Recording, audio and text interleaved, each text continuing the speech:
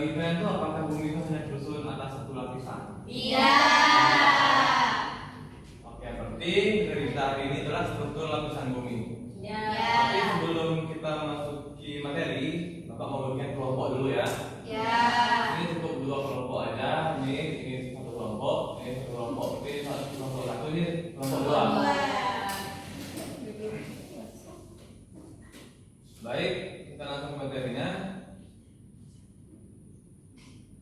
Di sini ada pengertian struktur bumi.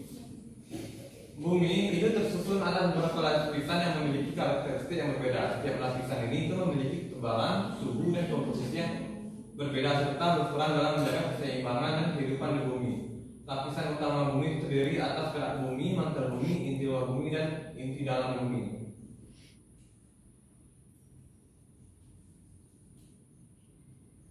Terus di sini ada kerak bumi. Sambil saya menjelaskan materinya, mari kita identifikasi yang mana sih di gambar ini, yang kerak bumi, terus inti luar bumi, terus lapisan-lapisan yang lain ya. Untuk kerak bumi itu merupakan lapisan paling luar dan paling tipis dan ketebalan sekitar 5 sampai 70 km. Lapisan ini tersusun atas batuan padat dan menjadi tempat berlangsungnya kehidupan makhluk hidup. Kerak bumi terbagi menjadi kerak benua dan kerak samudera.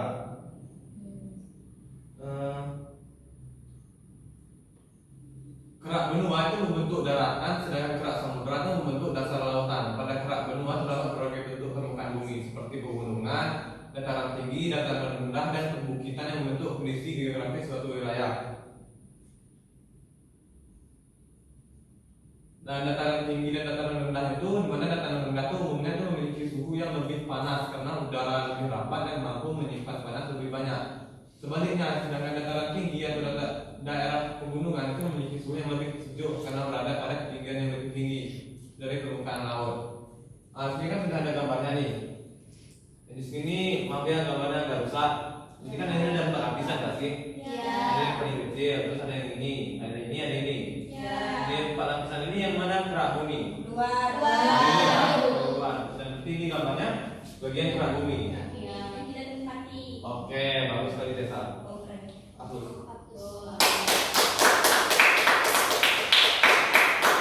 Ada mantel bumi. Mantel bumi itu berada tepat di bawah kerak bumi. Jadi mantel bumi itu setelah kerak bumi, itu lapisan itu mantel bumi. Dan itu merupakan lapisan paling tebal dengan ketebalan sekitar 2.900 km.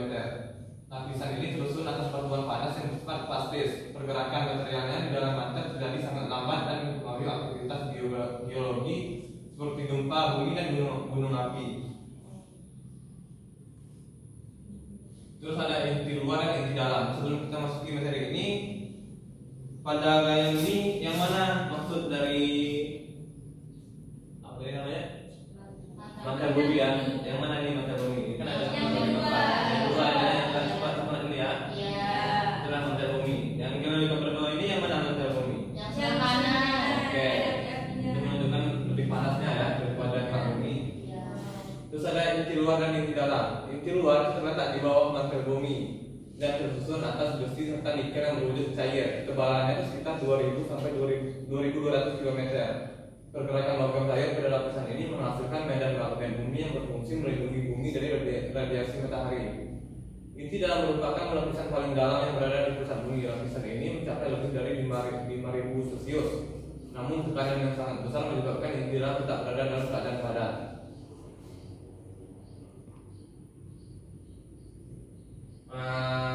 Pada gambar yang ini, yang mana bagian inti dalam dan inti luarnya? Inti dalam yang berbentuk bulat. Yang ini ya.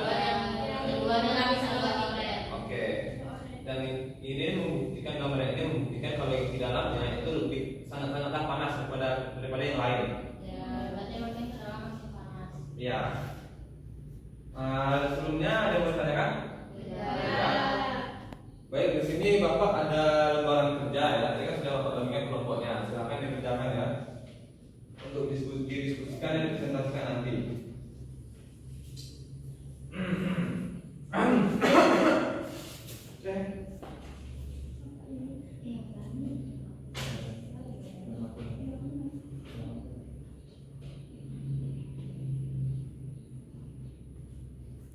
Baik, sudah Bapak bagikan. Silakan didiskusikan selama 5 menit.